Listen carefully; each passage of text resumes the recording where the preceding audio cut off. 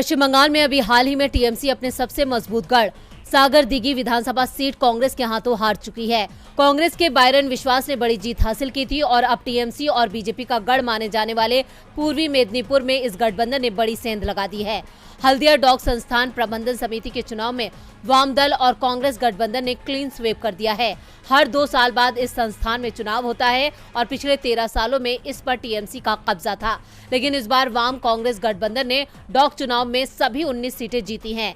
इसे पंचायत चुनाव से पहले जनता के बदलते रुझान का संकेत माना जा रहा है। चुनाव में बीजेपी, टीएमसी और कांग्रेस वाम गठबंधन से जुड़ी यूनियन मैदान में उतरी थी और तीनों ग्रुप ने सभी 19 सीटों पर उम्मीदवार उतारे थे। 19 सीटों के लिए 58 उम्मीदवार चुनाव मैदान में थे। इस चुनाव में बंदरगाह के स्थायी कर्मचारियों और अधिकारियों ने वोट डाला। पिछली बार 19 में से 18 सीटों पर टीएमसी का कब्जा था, जबकि सीपीएम को 1 सीट मिली थी। हल्दिया डॉग में वामपंथी संघ के प्रवक्ता ने कहा कि ये जीत दिखाती है कि हवा किस तरफ बह रही है। ये जीत तृणमूल कांग्रेस और भाजपा के गढ़ माने जाने वाले पूर्वी मेदिनीपुर जिले में पंचायत चुनावों में वामपंथी और कांग्रेस दोनों के अच्छे प्रदर्शन का संकेत है।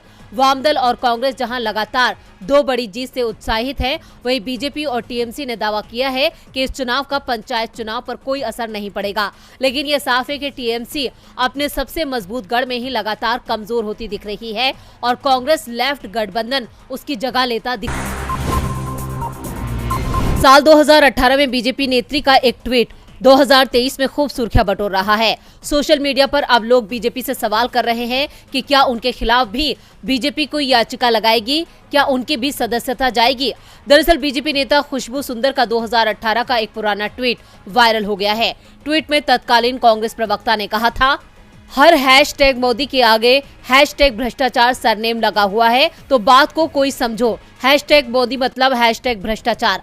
आइए हैशटैग मोदी का अर्थ भ्रष्टाचार में बदले। सूस बैटर hashtag Nirav hashtag Lalit hashtag NaMo is equal to भ्रष्टाचार। उनकी टिप्पणी 2019 की राहुल गांधी की उस टिप्पणी की लगभग हूबहू नकल है, जिसके लिए राहुल को 2 साल की सजा सुनाई गई है। कांग्रेस नेता और राज्यसभा सांसद दिग्विजय सिंह ने प्रधानमंत्री नरेंद्र मोदी से पूछा, क्या आप मोदी नाम के अपने एक शिष्य से खुशबू सुंदर के खिलाफ भी मानहानि का मुकदमा दर्ज कराएंगे।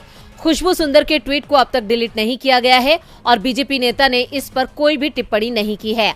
हालांकि इस पर खुशबू सुंदर की सफाई भी सामने आई है।